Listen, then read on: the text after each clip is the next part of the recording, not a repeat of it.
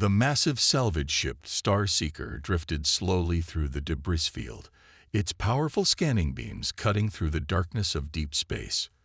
Commander Brooks stood at the bridge, his 4 eyes fixed on the main display screen. His team had been searching this sector for 3 weeks, looking for valuable technology from ancient space battles.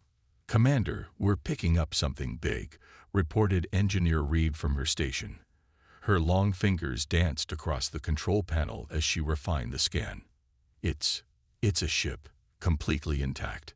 Brooks moved closer to her station. His interest piqued. Intact ships were rare finds in this part of space. Most wreckage had been picked clean centuries ago. "Show me," he ordered, and Reed brought up a detailed hologram of their discovery. Floating silently in the void was a massive warship. Its dark hull bore scars from old battles, but its overall structure remained sound. The design was unlike anything Brooks had seen before, blocky, utilitarian, with none of the elegant curves typical of modern spacecraft. "Origin?" Brooks asked, studying the strange vessel. Reed consulted her instruments, running database comparison now. "Sir, it's human." The bridge crew fell silent. Humans were relatively new members of the Galactic Council, having joined only 50 years ago. But this ship looked far older than that. "Look at those primitive weapon mounts," one of the junior officers sneered. "They appear to be simple projectile launchers." "How quaint." Reed zoomed in on various parts of the ship. The hull is made of metal alloys. No quantum crystalline materials at all. The propulsion system seems to be basic fusion drive. This must be from their early space age. A proper relic, Brooks mused, and the name stuck immediately among the crew. They began calling it the Relic in their reports and conversations. Following standard protocol, Brooks sent a message to the Galactic Council about their discovery. To his surprise, they received orders to halt all salvage operations and wait for a human representative. 3 days later, a small diplomatic shuttle docked with the Star Seeker. Captain Smith stepped aboard, a tall human male wearing the formal blue uniform of the Earth Diplomatic Corps. Brooks noticed that despite his diplomatic status, Smith moved with the practiced grace of a military man. "Thank you for waiting, Commander Brooks," Smith said after the formal greetings. "May I see what you found?" Brooks led him to the observation deck, where the ancient warship hung against the backdrop of distant stars. He expected the human to share their amusement at the primitive vessel. Instead, Smith's eyes widened in recognition. "Impossible," Smith whispered, pressing a hand against the viewport. "After all these years, you know this vessel?" Brooks asked, surprised by the human's reaction. "Every child on Earth knows this ship," Smith replied, his voice filled with reverence. "We're looking at the U.S. Thunderchild. She disappeared during the Battle of Proxima over 200 years ago. Historians have been searching for her ever since." One of the engineering crew couldn't suppress a laugh. "This outdated piece of junk is famous on your world. Our modern cargo ships have better weapons than this ancient pile of metal." Smith turned to face the alien engineer, a strange smile playing on his lips. "You're probably right. I'm sure your modern ships are far more advanced. Still, I'd like to request permission to board her." "Board it?" Reed asked incredulously. "Captain Smith, with all due respect, that ship has been dormant for 2 centuries. Its systems are completely dead. We couldn't even detect a power signature." "Perhaps," Smith said, still wearing that mysterious smile. "But human ships were built to last. They were made to survive anything space could throw at them. Would you mind if I tried to wake her up?" Brooks shrugged. He saw no harm in letting the human explore his species' old technology. It might even be entertaining to watch him try to activate such an obsolete vessel. "By all means, Captain. Just be careful. That relic is still technically salvage property until the Council decides what to do with it." "Of course, Commander." Smith nodded. "And thank you. Though you might want to reconsider calling her a relic.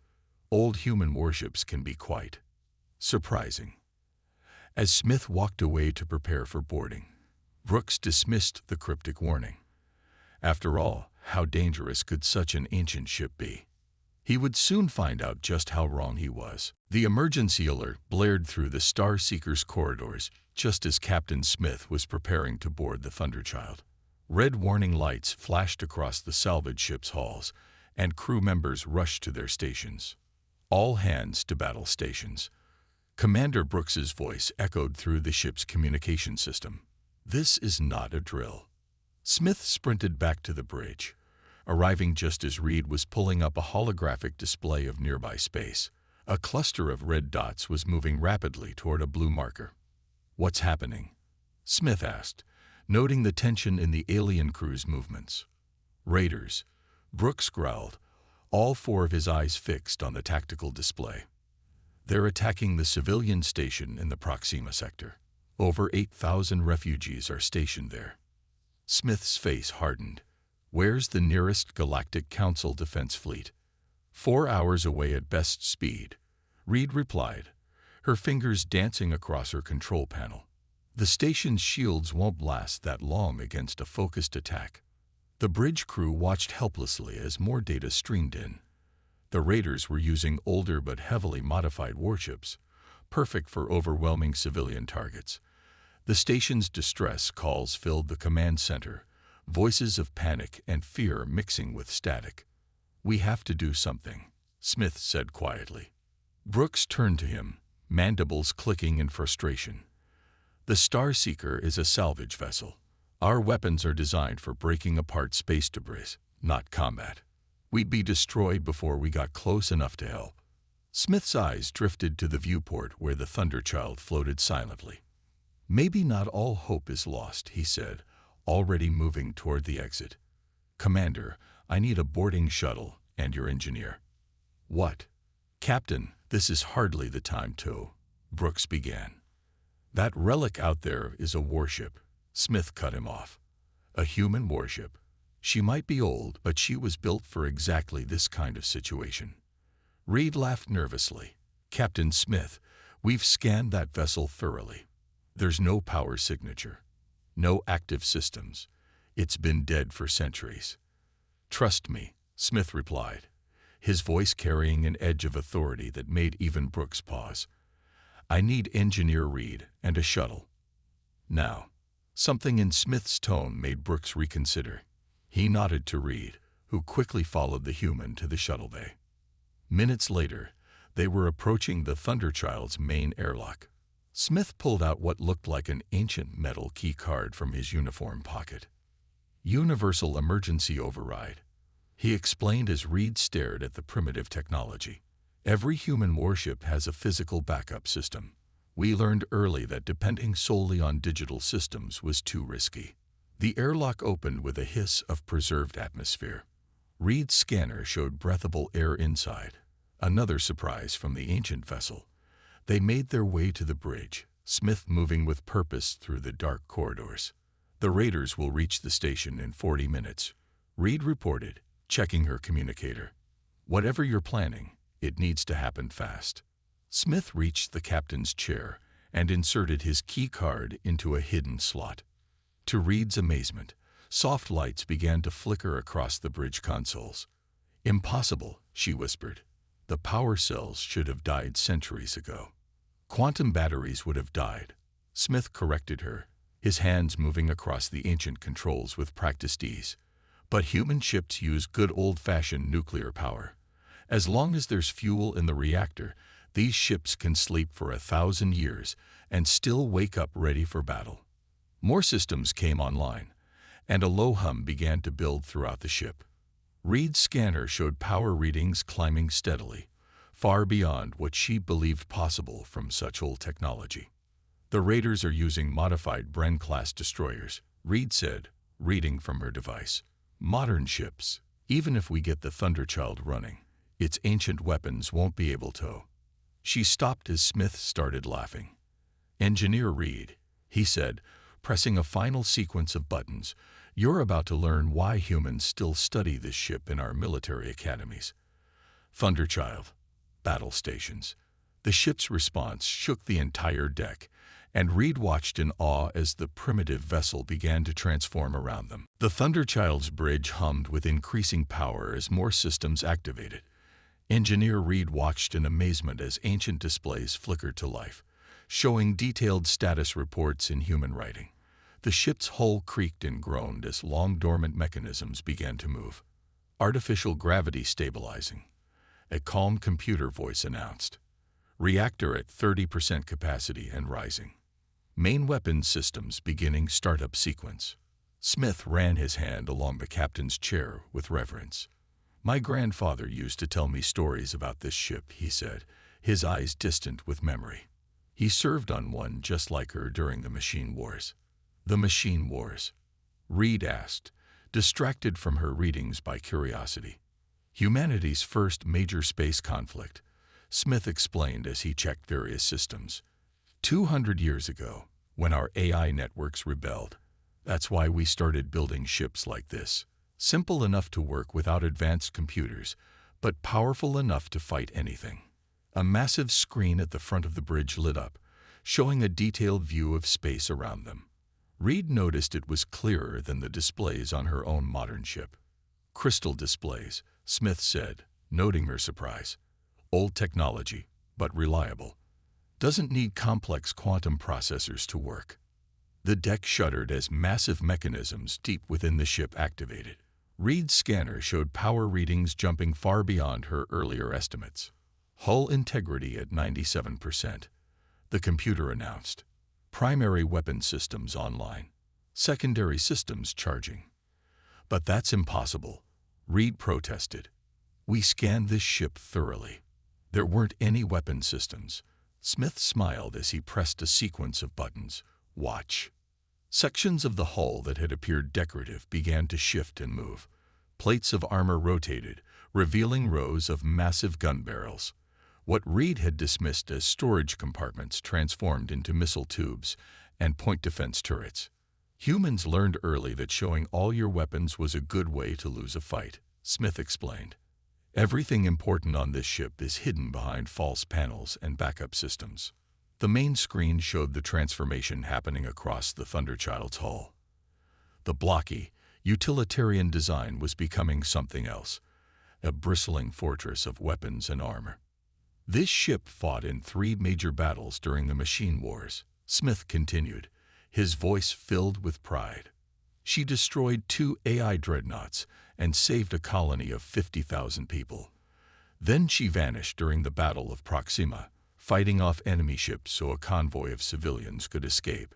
Reed checked her readings again. The power output was now higher than most modern cruisers. How is this possible? The technology is so basic. Basic doesn't mean weak, Smith replied. Every system on this ship can be repaired with simple tools. Every weapon can be fired manually if the computers fail. Humans built these ships to survive anything. A new alert flashed on Reed's scanner. The raiders are starting their attack on the station. Their shields are already failing. Time to show them what a real warship can do, Smith said, settling into the captain's chair. Thunderchild, bring all weapons online. Show us what 200 years of sleep has done to your aim. The ship's response was immediate. Weapon systems powered up along its length, each one humming with stored energy. The main reactors reached full power, sending vibrations through the deck plates. All systems ready, the computer announced, awaiting combat orders. Reed stared at her scanner in disbelief. The primitive vessel was now showing power readings that matched a modern battlecruiser. More importantly, she recognized different energy signatures than those used by current ships. The raiders wouldn't be prepared for weapons they'd never encountered before. Setting course for the station, Smith announced, his hands moving confidently across the controls. Engineer Reed, you might want to tell Commander Brooks to stay clear. Things are about to get interesting. As Reed sent the warning, she watched the Thunderchild's engines flare to life. The old warship moved with surprising grace, its hull gleaming with awakened power. She realized that the raiders were about to learn the same lesson her crew had. Never judge a human ship by its appearance. The Thunderchild accelerated through space, its engines burning with blue fire. On the bridge, Engineer Reed watched in fascination as more systems came online. Each passing minute revealed new surprises from the ancient warship. Multiple contacts ahead, the computer announced. 6 raider vessels detected. They are firing on the civilian station. Smith's fingers flew across the tactical console. Thunderchild, initiate combat protocols. Show me targeting solutions. The main screen filled with data, tracking each enemy ship. Reed noticed something odd about the display. These targeting computers, they're not using quantum calculations at all. No need, Smith replied, checking weapon status. Humans figured out that simple math works just fine for putting a bullet where you want it. The fancy stuff just gives you more ways to fail. A massive shock ran through the ship. Reed grabbed a railing to steady herself. What was that? Primary weapons spinning up, Smith said with a grin. Those are the railguns getting ready. Each barrel has to be charged separately. He pressed another button. Thunderchild, give me a weapons check. The computer's calm voice filled the bridge. Forward batteries charge. Port and starboard railgun arrays online. Point defense grid at full power. All missile tubes loaded with standard kinetic packages. Kinetic packages? Reed asked. You mean actual physical missiles? With real explosives, Smith confirmed. No plasma warheads or energy matrices. Just good old-fashioned bombs wrapped in smart metal. The kind of weapons that don't care about fancy energy shields. The raiders noticed their approach. A warning flashed across the tactical display as enemy ships turned to face them. They're scanning us, Reed reported, checking her instruments. They seem confused. Their targeting systems don't know what to make of our weapons. That's because they're looking for energy signatures, Smith explained. They expect plasma cannons and laser arrays. They're not ready for what's coming. A transmission cut through the ship's speakers. Unknown vessel, this is Raider Command. Your ship design is not in our database. Retreat now or be destroyed. Smith reached for the communication panel, but Reed stopped him. Wait, let me show you something. She pressed a few buttons on her own console. I've been studying your ship's systems. Look at this. A new display appeared, showing the Thunderchild's power distribution. Reed pointed to several readings. Your backup systems have backup systems. Everything is connected in ways I've never seen before. If one part fails, 3 more take over. Human engineering at its finest, Smith nodded. We learned a long time ago that the more complex you make something, the more ways it can fail. So we kept it simple and just made lots of copies. The raiders were getting closer. Their weapons charge, energy building up in modern plasma arrays. They're about to fire, Reed warned. Good, Smith replied. Let them take the first shot. Thunderchild, activate all defensive systems. Show our friends what human armor can do. The ship responded instantly. Layers of armor plating shifted and locked into place. Point defense turrets emerged from hidden compartments, their simple but effective targeting systems tracking the approaching enemy. Hull integrity at maximum, the computer reported. All defensive systems ready. Awaiting combat orders. Reed watched her scanner in amazement. The Thunderchild's power signature had changed again, becoming something she'd never seen before. The ship wasn't just awakening. It was transforming into a full battle configuration that no modern scanning system would recognize. Get ready, Smith said, his hand hovering over the weapon's control. You're about to see why humans still tell stories about these old ships. Thunderchild, target the nearest raider. Let's show them what obsolete looks like. As the first enemy shots streaked toward them, Reed realized that everything she knew about space combat was about to change. The primitive human warship wasn't just ready for battle. It was eager for it. The raiders' plasma bolts streaked across space, their energy weapons lighting up the darkness. Engineer Reed held her breath, expecting the ancient human ship to break apart under the assault. Instead, the shots splashed harmlessly against the Thunderchild's hull. Direct hits, the computer reported calmly. Hull integrity at 98%. No damage to internal systems. How? Reed gasped, checking her readings. Those were military-grade plasma weapons. Smith smiled as he adjusted their course. Did you know that simple metal armor, if layered correctly, can disperse energy weapons better than modern shields? Humans figured that out centuries ago. Sometimes the old ways work best. The raiders seemed confused by their failure. Their ships regrouped, preparing for another attack. They're charging their main guns, Reed warned. Those are heavy plasma cannons. Nothing survives a direct hit from those. Thunderchild, Smith commanded. Show them our main battery. The deck trembled as massive panels along the ship's spine slid open. What emerged made Reed's eyes widen in disbelief. Each turret housed 3 enormous metal barrels, each longer than a modern shuttle. What are those? She asked, though part of her already knew the answer. Railguns, Smith replied with pride. 30-foot magnetic accelerators. No plasma, no lasers, just simple physics. They fire metal shells at 20% of light speed. The raiders had noticed the strange weapons. Their ships began evasive maneuvers, energy shields brightening as they prepared for another energy attack. Their shields are designed to stop plasma and energy weapons, Smith explained. But you can't stop physics. Mass times acceleration equals force, and we've got plenty of both. Targeting solution acquired, the computer announced. Enemy shields analyzed. Calculating impact trajectories. Smith's hand hovered over the firing control. You might want to brace yourself, Engineer Reed. This is going to be loud. The first shot from the Thunderchild's main battery changed everything. There was no bright flash, no stream of energy, just a silent streak of metal moving faster than the eye could follow. It struck the lead raider ship dead center. The energy shield flared brilliantly for a split second, then failed completely as the kinetic round tore through it like paper.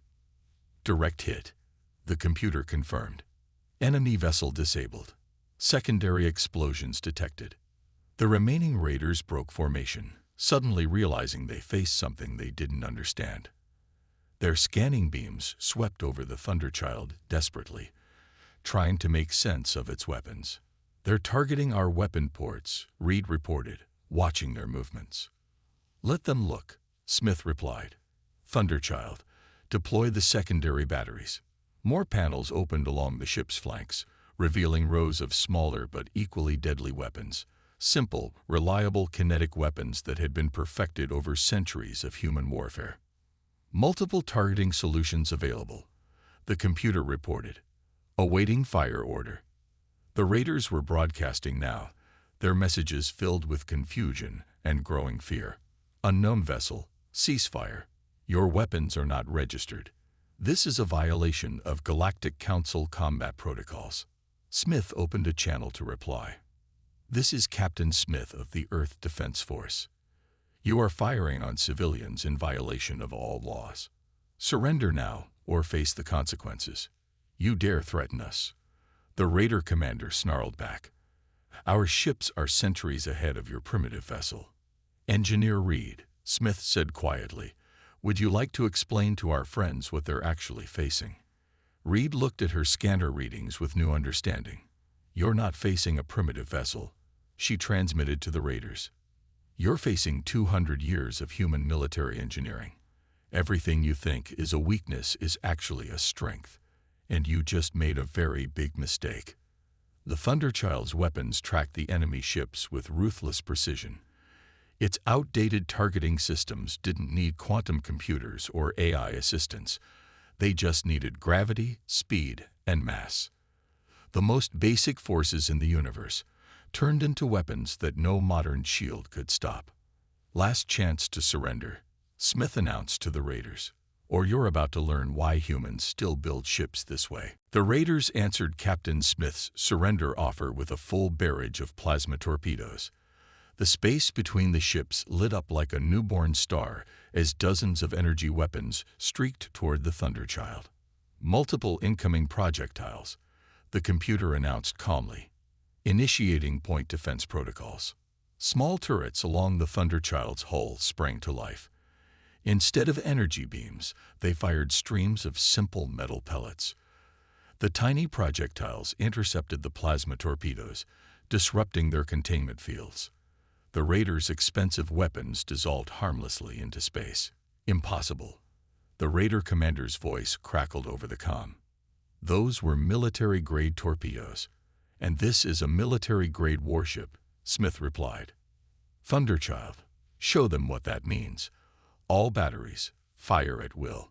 The ancient vessel roared to life. Its main railguns fired in sequence, each shot sending a shudder through the hull.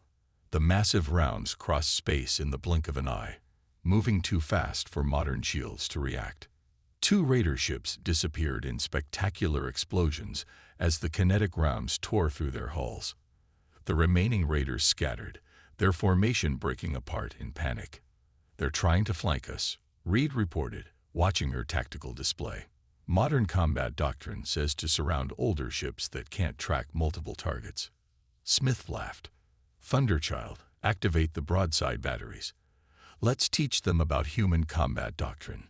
The ship's sides opened like the petals of a deadly flower. Rows of smaller railguns emerged, each one tracking a different target. The Raiders had expected to find blind spots in the old ship's targeting systems. Instead, they found themselves caught in a web of overlapping fields of fire. Warning, the computer announced. 2 enemy vessels attempting to access computer systems. Cyber attack detected. Let them try, Smith said confidently. Show them what happens. Reed watched in amazement as the Raiders' advanced cyber warfare systems slammed into the Thunderchild's computer defenses. But instead of finding complex algorithms to hack, they found something much simpler and much more dangerous. Are those mechanical computers? She asked in disbelief. Partly, Smith confirmed.